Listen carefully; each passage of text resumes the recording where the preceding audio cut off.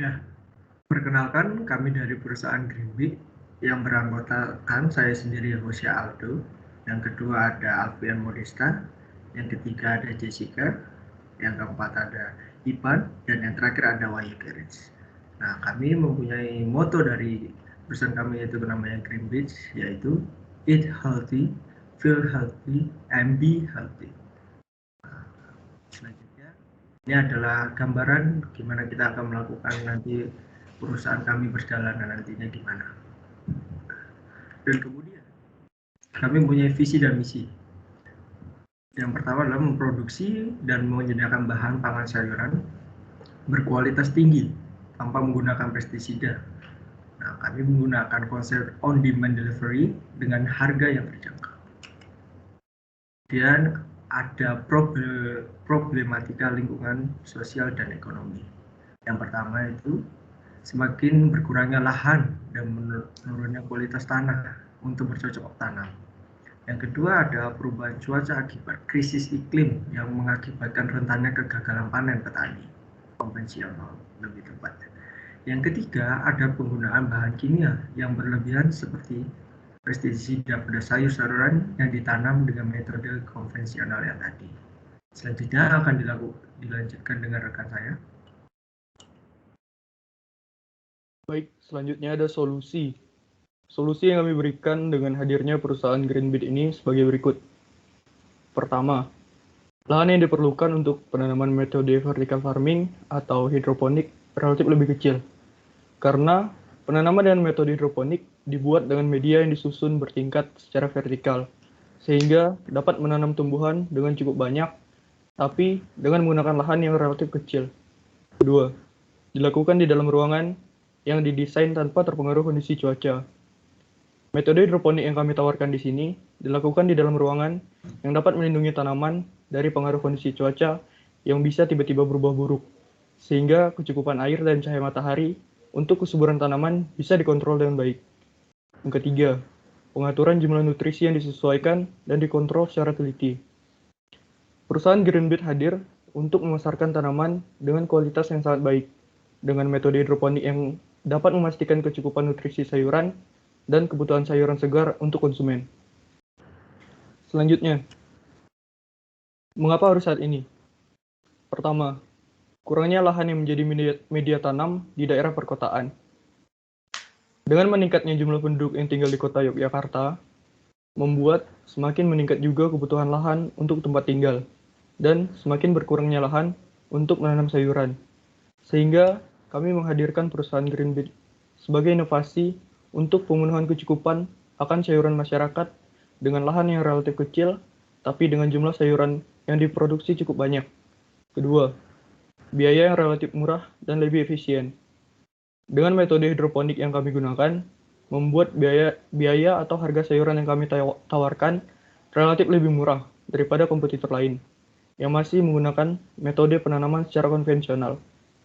Terakhir, menjamin kualitas sayuran yang didistribusikan hingga ke tangan konsumen. Di sini, produk yang kami jual didistribusikan langsung dari pabrik tempat penanaman sayuran ke lokasi konsumen. Sehingga perusahaan kami bisa menjamin kualitas dan kesegaran sayuran dapat terjaga dan baik. Selanjutnya akan dijelaskan oleh Jessica.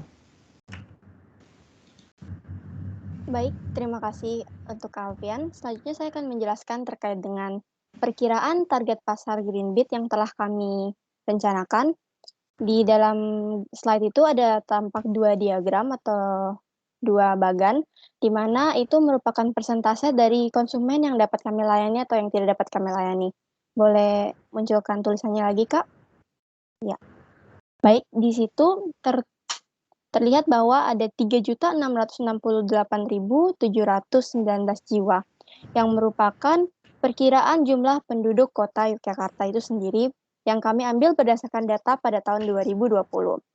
Selanjutnya dari kedua bagian yang ada di layar, sekitar 60% dari 3.668.719 jiwa, yang artinya sebanyak 2.201.231 jiwa ini merupakan perkiraan konsumen yang perusahaan kami dapat layani di tahun pertama pengoperasiannya, di mana itu 60%-nya itu mencakup konsumen-konsumen rumah tangga yang artinya keluarga-keluarga ataupun konsumen-konsumen yang bergerak pada bidang penjualan makanan seperti rumah makan ataupun restoran, serta konsumen berupa hotel ataupun yang bergerak di bidang pariwisata. Lalu, kami juga memperkirakan masih ada sekitar 40% dari 3.668.719 jiwa dari jumlah perkiraan penduduk kota Yogyakarta, yang artinya sebanyak 1.467.487 jiwa yang belum dapat kami layani secara penuh. Yang bisa jadi itu karena banyak faktor seperti mungkin mereka belum mengenal perusahaan kami ataupun masih banyak hal lainnya. Mungkin bisa dilanjutkan ke slide berikutnya, Kak. Baik, terima kasih. Nah, pada slide yang sekarang saya akan menjelaskan tentang perbedaan perusahaan kami, Greenbit, dengan perusahaan atau kompetitor lainnya. Pertama-tama saya akan memaparkan sedikit tentang kompetitor. Kompetitor yang kami perkirakan akan menjadi kompetitor atau perusahaan saingan kami ada 3, yaitu yang pertama toko kelontong. Di sini toko kelontong yang kami maksud adalah warga-warga yang biasanya menjual sayuran secara mandiri di rumah tempat mereka atau mereka membuat toko mereka sendiri. Lalu selanjutnya ada kompetitor yang lainnya yaitu pedagang sayur yang berada di traditional market atau di pasar-pasar tradisional yang biasanya dilakukan pada pagi hari hingga siang ataupun pada sore hari. Yang dimana transaksi jual belinya dilakukan secara langsung antara pembeli dengan penjualnya. Lalu kompetitor yang terakhir dan yang paling kami rasa paling besar dampaknya yaitu supermarket. Yang dimana supermarket juga menjual berbagai bahan pangan yang merupakan bahan dasar dan pokok dari manusia, terutama juga sayur-sayuran. Nah, selanjutnya saya akan memaparkan apa sih perbedaan produk atau usaha kami Greenbit dengan para kompetitor tersebut. Yang pertama adalah kemudahan dalam melakukan proses belanja, di mana kami di sini memiliki rencana atau angan-angan pada tahun pertama perusahaan kami diluncurkan atau produk kami diluncurkan, kami akan memasarkannya secara langsung on-site. Tapi kami akan mengembangkan suatu aplikasi yang dapat menunjang jual beli ataupun kegiatan yang dapat dilakukan oleh konsumen kepada kami melalui sebuah aplikasi digital yang dimana kami rancang fitur-fiturnya akan sangat-sangat simpel sehingga mudah diakses oleh semua kalangan, bukan hanya untuk kaum milenial tapi untuk kaum orang tua yang mungkin belum pasti menggunakan gadget. Nah, selanjutnya yang membedakan dan menjadi poin plus dari perusahaan kami ialah tersedia juga layanan pengantaran dengan harga terjangkau seperti yang tadi disebutkan oleh Kak Hosea, yang sebagaimana terpaparkan dalam visi dan misi kami, yaitu on-demand delivery. Sehingga kapanpun konsumen mengakses aplikasi yang kami berikan untuk melakukan jual beli ataupun transaksi lainnya, konsumen dapat melakukannya setiap saat 24 jam per 7 dan akan memudahkan konsumen dalam mendapatkan produk dari perusahaan kami.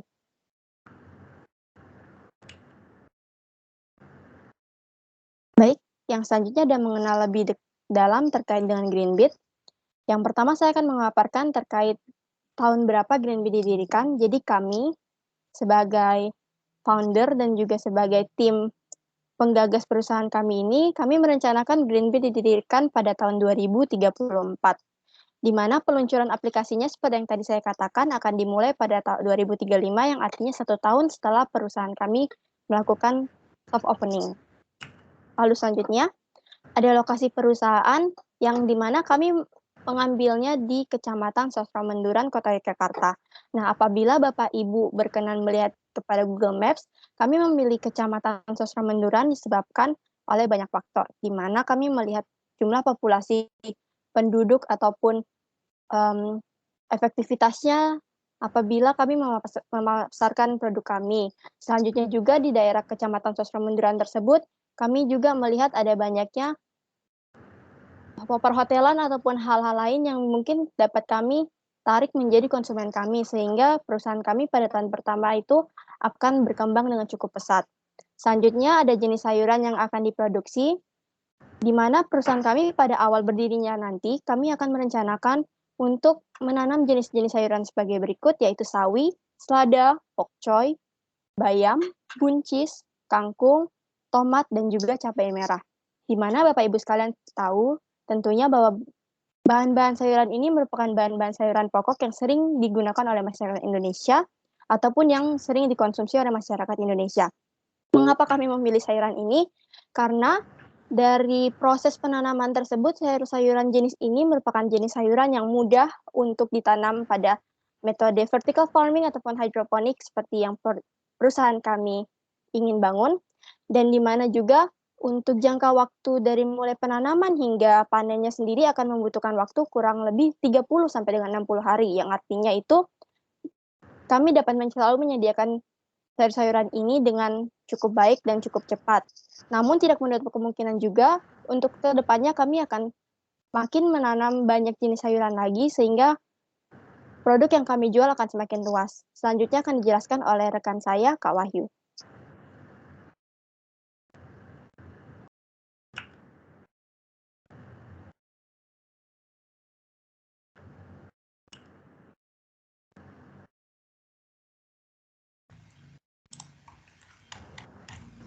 Lalu yang berikutnya bisnis model kanvas. Dari harga yang kami tetapkan, baik dari harga produk dan harga delivery sendiri, kami mengambil keuntungan sebesar 10%. Dan dari keuntungan ini, kami gunakan untuk membangun perusahaan ini agar lebih besar lagi ke depannya. Dan juga untuk meningkatkan kualitas pelayanan kami, sehingga di tahun-tahun ke depannya kami dapat menjangkau lebih banyak pelanggan lagi. Lalu dari segi harga sayuran, mulai dari harga 5.000 hingga 15.000. Dan biaya pengantaran dengan rentan harga 13.000 hingga 54.000. Berikut pemaparan harga produk-produk dan pengantarannya per kecamatannya. Yang pertama harga produk sayuran, sawi, kangkung, dan bayam di harga 10.000 per 100 gram, selada dan buncis di harga 12.000 per 100 gram, pokcoy di harga 15.000 per 100 gram, tomat di harga 11.000 per 100 gram, dan cabai merah di harga 8.000 per 100 gram. Lalu untuk harga layanan delivery per kecamatannya, untuk Kecamatan Gadong Tengen di harga 13.000, Kecamatan Gondomanan di harga 27.000, Kecamatan Wirobrajan di harga 23.000, Kecamatan Pakolaman di harga 32.000, Kecamatan Gondokusuman di harga 37.000, Kecamatan Umbul Harjo di harga 44.000, Kecamatan Tegalrejo di harga 24.000, Kecamatan Jetis di harga 20.000, Kecamatan Kota Gede di harga 54.000, Kecamatan Mantri Jeron di harga 32.000, Kecamatan Mergangsan di harga 44.000, Kecamatan Danurejan di harga 38.000, Kecamatan Keraton di harga 28.000, dan Kecamatan Ngampilan di harga 17.000. Lalu berikutnya permintaan pasar. Vertical farming atau pertanian vertikal ini merupakan metode pertanian yang perusahaan kami terapkan sehingga membuat sayuran kami lebih unggul dari perusahaan lainnya, di mana dari segi jangka waktu tanam hingga panen hanya membutuhkan waktu yang kurang lebih hanya 2 bulan, sehingga ketersediaan stok sayuran kami juga terjamin ada di setiap waktu. Hal ini juga yang mengakibatkan permintaan pasar kami di tahun pertama hingga tahun kedua naik sebesar 20 hingga 25%. Permintaan pasar ini juga akan meningkat seiring dengan peningkatan kualitas sayuran kami, yang membuat masyarakat akan lebih memilih sayuran dari perusahaan kami, dan juga peningkatan dari segi lahan yang lebih luas lagi ke depannya. Ketersediaan stok kami akan lebih terjamin lagi dan membuat kebutuhan sayuran masyarakat ke depannya dapat terpenuhi setiap saat. Lalu selanjutnya akan dibawakan oleh teman saya. Baik, selanjutnya ialah metode pembayaran. Bisnis yang kami jalankan dilakukan secara online dengan metode pembayaran yaitu secara non-tunai maupun tunai, dikarenakan delivery yang cukup luas dan terbilang jauh, para customer atau konsumen bisa membayar secara non-tunai melalui scan barcode dari aplikasi Dana maupun M-Banking, dan bisa secara tunai dengan cara COD. Next.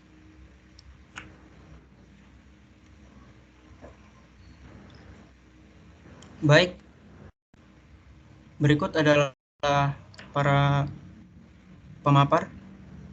Yang pertama ialah Hosea Aldo Wahyu Raditya sebagai Chief Executive Officer atau CEO. Yang kedua ialah Alfian Simon Modesta atau Chief Technology Officer atau CTO. Yang ketiga ialah Jessica Natalia Kristanti sebagai Founder Chief Financial Officer atau CFO.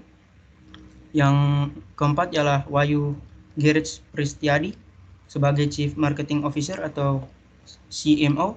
Dan yang terakhir Ipan Girsang sebagai Chief Operational Officer atau COO.